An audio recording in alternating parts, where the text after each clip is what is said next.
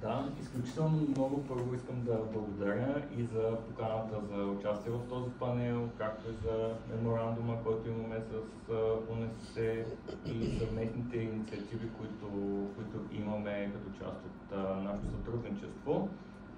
По темата крипто и блокчейн технологията, тя е изключително нова.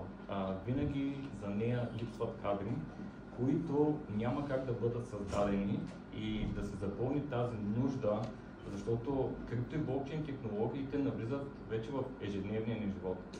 Доскоро те бяха нещо далечно, нещо, което никой не разбираше, само странния братовчет на масата на някой празник говореше за крипто, докато сега вече виждаме, че нещата не са по този начин.